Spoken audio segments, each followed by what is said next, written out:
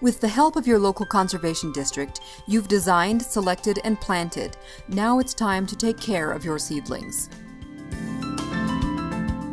The first thing to think about is they are terrible competitors with weeds and grass.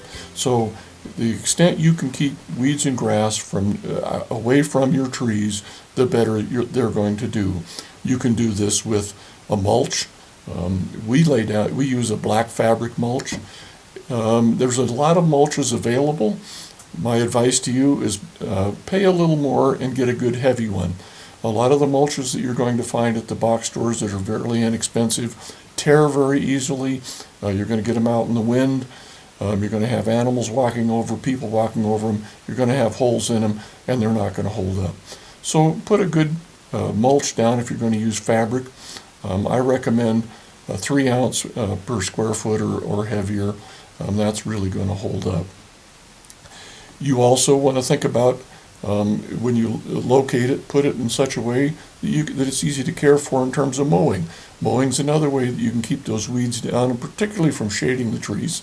If you've laid them out with enough room between the rows, you should be able to, for the life of the trees, to mow between them. But it's really critical for the mowing when they're young and they're small, and they're really not going to compete very well with weeds and grasses. Once they're fairly tall, they're going to shade out the weeds and grasses.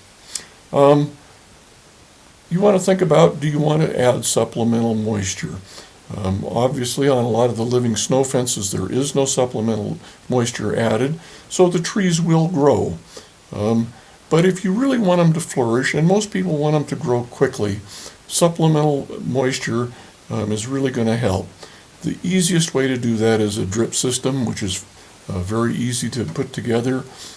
For most of the smaller, unless you're talking about a farm scale windbreak, you can probably do it fairly easily.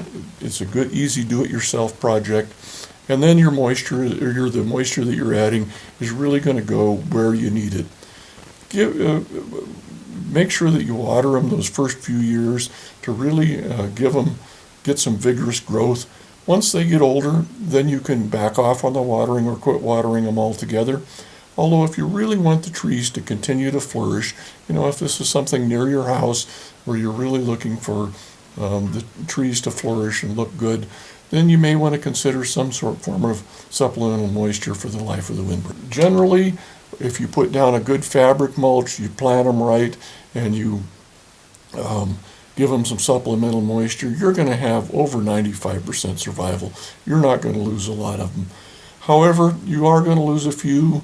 The dog may go out and decide to chew one off.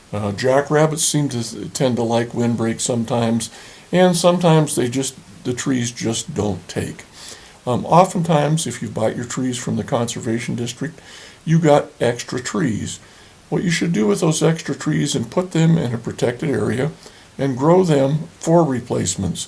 The nice part about that is then if it's 2 years old, you've lost a tree, you have a 2-year-old tree to replace it, and so you'll get good growth there. So you may want to consider your extra trees, planting them as replacement, or even buying a few extra trees just so you can have some replacements available. If you've lost more than you had in your extras, or you decided not to buy them, again, you can replace the trees. That's really going to come down to when they're small. You can replace them. Just go back to the conservation district. The districts will sell you trees. Generally, you're going to have to buy them in the lots of which the district sells them. But check with the district. The district may have some oddball trees or somebody that didn't want all theirs, and so they'll have some available for you.